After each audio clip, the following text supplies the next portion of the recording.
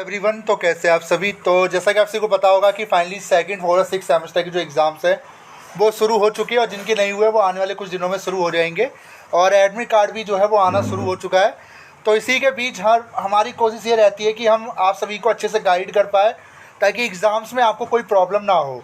तो इसी के बीच एक ये जो वीडियो हम लेकर आते हैं, हर साल लेकर आते हैं, हर सेमेस्टर एग्ज़ाम से पहले हम लेकर आते हैं। तो इस वीडियो में आपको बताएंगे कुछ इंपॉर्टेंट इंस्ट्रक्शंस जो आपको फॉलो करने एग्ज़ाम देने से पहले। ज़रूर इस वीडियो को देखें ताकि आप कोई भी गलती ना कर पाओ, जिससे आपका जो एग्ज़ाम है जिससे वो आपका साल बर्बाद ना हो पाए। तो वीडियो शुरू करते हैं बिना किसी देरी के कि क्या इंपॉर्टेंट इंस्ट्रक्शंस है जो आपको फॉलो करने हैं। तो देखिए, ये एक स्टूडेंट का हॉल टिकट है, हम इसी से आपको इंस्ट्रक्शंस बताएंगे, ठीक है। तो वैसे तो कई स्टूडेंट हॉल टिकट पढ़ते ही नहीं है, जो कि काफ़ी ज़रूरी है, पढ़ लेना चाहिए, ठीक है। पहला जो इम्पोर्टेंट इंस्ट्रक्शंस है वो है आपकी एग्ज़ाम की डेट, समय और स्थान को लेकर कि क्या कहता है इंस्ट्रक्शंस। पहली गाइडलाइन क्या कहती है? गाइडलाइन ये कहती है कि परीक्षार्थियों से अनुरोध है कि अपने परीक्षा प्रवेश पत्र मुद्रित परीक्षा की तिथि व समय स्थान को परीक्षा अनुभाग दिल्ली विश्वविद्यालय द्वारा जारी की गई परीक्षा तिथि तालिका से सत्यापन कर ले, ठीक है। कि यानी जो भी आपका एडमिट कार्ड है उसमें जो डेट है और जो भी डेट शीट है उस डेट से आपको मैच कर लो, जो कि अब मैच हो चुकी है। कोई दिक्कत वाली बात नहीं है, क्योंकि एसओएल ने क्या करा है, डेट शीट को चेंज किया है और वो करेक्शन वाली जो डेट शीट है आपके एडमिट कार्ड से मैच हो रही है। इस चीज़ को मैं भी बता दे रहा हूँ, तो कोई डरने वाली बात नहीं है। यानी अब आपको क्या करना है, आपको अपने एडमिट कार्ड को फॉलो करना है डेट और टाइम के लिए, ठीक है। पहला इंस्ट्रक्शन हमने फॉलो कर लिया। तो अब आ जाता है दूसरे इंस्ट्रक्शंस पे। परीक्षा प्रवेश पत्र पर मुद्रित तारीख और समय की किसी भी विसंगति के मामले में परीक्षा अनुभाग दिल्ली विश्वविद्यालय द्वारा जारी परीक्षा तिथि तालिका अधिसूचना जो कि एसएल वेबसाइट पर उपलब्ध है, जो कि निर्णायक माना जाएगा। कि अगर कोई भी एडमिट कार्ड में कोई भी तारीख गलत होती है, ऐसे कंडीशन में अगर एसएल कोई नोटिस निकालता है तो उसी नोटिस के अकॉर्डिंग आपको चलना है। तो फिलहाल ऐसा कुछ हमें देखने को नहीं मिला, सबके एडमिट कार्ड जो है बिल्कुल करेक्ट है, यानी कि आपको एडमिट कार्ड को फॉलो करने के लिए सेकंड पॉइंट कह रहा है, ठीक है। अब तीसरा क्या है, तीसरा बहुत इंपॉर्टेंट है, वो भी देख लेते हैं। परीक्षा में उपस्थित होने के लिए परीक्षार्थियों को अपना परीक्षा प्रवेश पत्र और एक अन्य पहचान पत्र जैसे मतदाता पहचान पत्र या आधार कार्ड या अन्य वैध पहचान पत्र लाना होगा। देखिए, जब भी आप एग्ज़ाम देने जाएंगे तो आपको क्या क्या लेकर जाने हैं, डॉक्यूमेंट क्या क्या लेकर जाने हैं।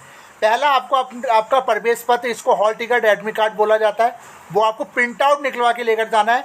चाहे ब्लैक एंड वाइट करवा लो, चाहे कलर करवा लो, पैसे ज़्यादा है कलर करवा लो, पैसे कम है ब्लैक एंड वाइट भी आप ले जा सकते हो, ठीक है।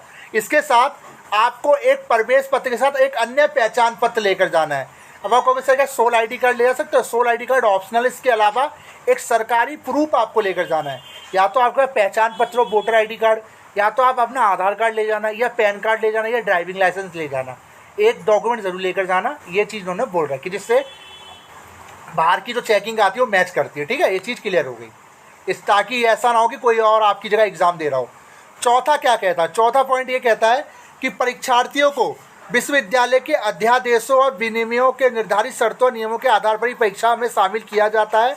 इस संबंध में परीक्षा के लिए आचार संहिता के प्रति परीक्षार्थियों के लिए निर्देश और अध्यादेश XN/XA की प्रतियां परीक्षा के सामान्य नियम और परीक्षा में अनुसूचित साधनों का उपयोग न करने से संबंधित नियमों के प्रति एसओएल कार्यालय से प्राप्त की जा सकती है।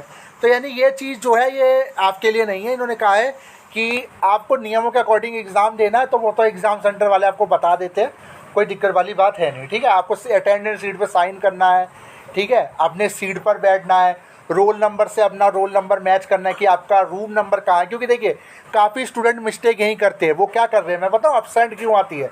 कई लोगों को नहीं पता एब्सेंट आने का रीज़न क्या है। एब्सेंट आने का रीज़न है कि आप गलत रूम नंबर में बैठ जाते हो। आप जब भी बैठो अपने नाम के साथ अपना रोल नंबर ज़रूर मैच करो। उसके अलावा टीचर जिसकी ड्यूटी लगी हुई है उसको ज़रूर बोलो कि सर क्या मेरा जो आईडी कार्ड है, मेरा जो रोल नंबर है, एग्ज़ाम रोल नंबर, क्या मेरा इसी रूम में इसी सीट पे मुझे बैठना है। और उसके बाद अपनी अटेंडेंस शीट पे सिग्नेचर ज़रूर करना, आपको एब्सेंट की प्रॉब्लम नहीं आएगी, ठीक है। पांचवा क्या है, परीक्षार्थियों को सलाह दी जाती है कि परीक्षा प्रवेश प्राप्त होने पर तुरंत बाद अनुदेशों को ध्यान से पढ़े, क्योंकि ये चीज़ मुझे लगता है कि 99% बच्चे इस चीज़ को नहीं पढ़ते हैं। 1% बच्चे ऐसे हैं जो मेरी तरह है जो चीज़ को पढ़ते हैं। 99% बच्चे ऐसे हैं जो इन चीज़ों को नहीं पढ़ते, जो कि एसओएल कहता है 5वां पॉइंट कि आपको पढ़ के जाना है, क्योंकि कल को अगर आपसे कोई गलती होती है, इन्हीं का हवाला आपको दिया जाएगा कि देख लीजिए आप, इसमें रूल है और आपने इसको फॉलो नहीं किया, तो पढ़ के जरूर जाइए, जो कि हम पढ़वा रहे हैं, तो अब आपको पढ़ने की ज़रूरत नहीं पड़ेगी। छठा क्या इंस्ट्रक्शन है, क्या गाइडलाइन है, वो है परीक्षार्थी को परीक्षा केंद्र में किसी भी प्रकार के, देखिए मैं आपको बताया तो ये भी बहुत बड़ा नियम है। UFM में कुछ नियम में बदलाव हुआ है, वो भी मैं आपको इस वीडियो के माध्यम से बताता हूँ कि परीक्षार्थी को परीक्षा के केंद्र में कि किसी भी प्रकार के इलेक्ट्रॉनिक उपकरण जैसे transistor, mobile phone, wireless set, Bluetooth device आदि को अपने साथ लाने की अनुमति नहीं है। और इसके अलावा जो आपकी स्मार्ट वॉच होती है ना, जो इंटरनेट से चलती है, वो भी अलाउड नहीं है। बार बार कह रहा हूँ, क्योंकि मेरे सामने का केस है, वो एक बच्चा लेकर बैठा था और उसका पेपर कैंसिल कर दिया गया था। क्यों? क्योंकि वो स्मार्ट वॉच पहन के बैठा था, जबकि वो स्मार्ट वॉच में नेट कनेक्ट नहीं था, बट वो भी एक इलेक्ट्रॉनिक डिवाइस में आता है।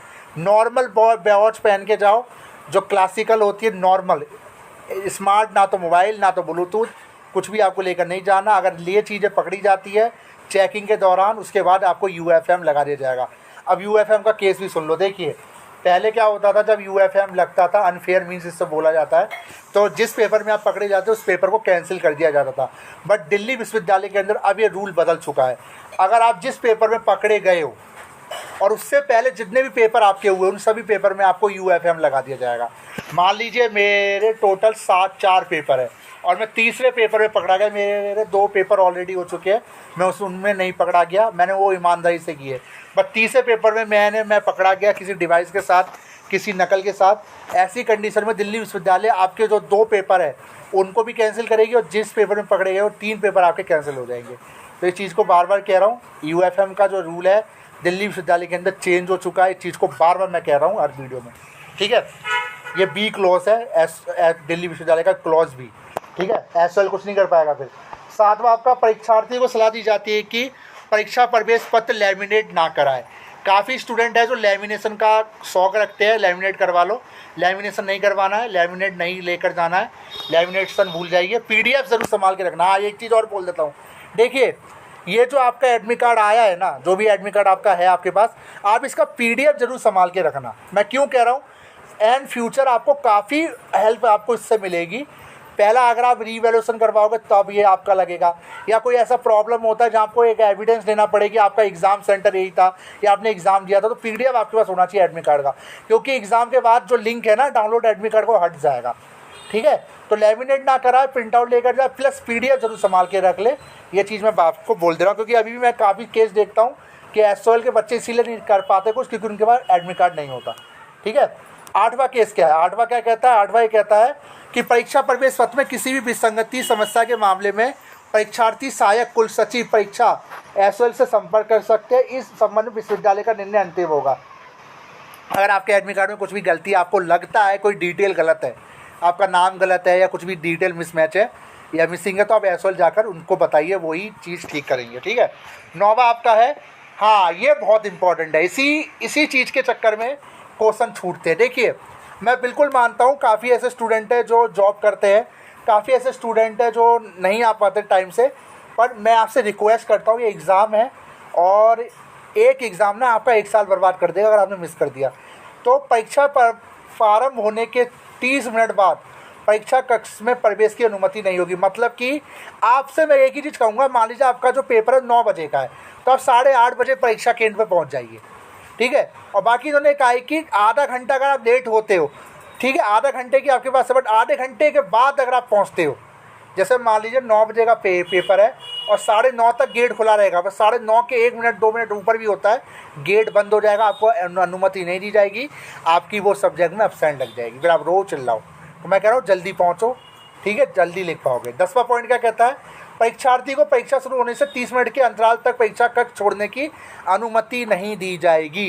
यानी कि 30 मिनट तक आपको रुकना होगा, चाहे आपको क्वेश्चन आपने आता हो नहीं आता हो, चाहे बेशक आपने कर लिया हो, 30 मिनट बाद ही आप परीक्षा कक्ष को छोड़कर या तो टॉयलेट जा सकते हो या तो आप घर जा सकते हो अपना पेपर सबमिट करके, ठीक है। 11वां, कृपया सुनिश्चित करें कि परीक्षा प्रवेश पत्र में परीक्षा केंद्र, परीक्षा का स्थल का पूरा पता दिया गया हो। देखिए ये बहुत ज़रूरी है, ये बहुत ज़रूरी है। ये SOL बहुत अच्छी बात कहता है कि ये चीज़ें बताता है होता क्या है कि डिटेल बहुत ज़रूरी है। होता है क्या है कि कॉलेज जो होते हैं ना, वैसे तो कॉलेज का कोई दिक्कत नहीं होता, आप गूगल पे डालोगे DU का कोई भी कॉलेज तो आपको पूरा एड्रेस मिल जाएगा।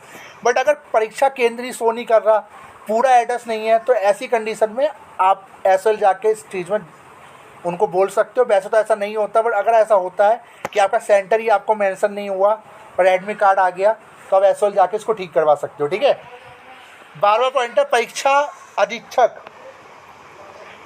पर्यवेक्षण स्टाफ, विजिटिंग टीम के सदस्य तथा ऑब्जर्वर परीक्षा के दौरान या परीक्षा कक्ष में प्रवेश करने से पहले परीक्षार्थी की तलाशी लेने के लिए स्वतंत्र है। यानी कि आप एग्ज़ाम देने से पहले आपकी तलाशी हो सकती है, ताकि ये सुनिश्चित हो सके कि परीक्षार्थी के पास कोई भी अनधिकृत सामग्री नहीं है, कि आपकी चेकिंग हो सकती है।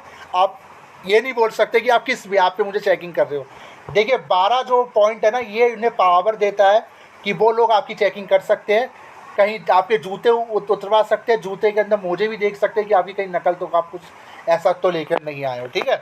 13वां पॉइंट क्या कहता है, उत्तर पुस्तिका पर रोल नंबर लिखते समय परीक्षार्थी को सावधानी रखनी चाहिए। देखिए डिटेल की बात मैं कह रहा था, डिटेल बहुत ज़रूरी है।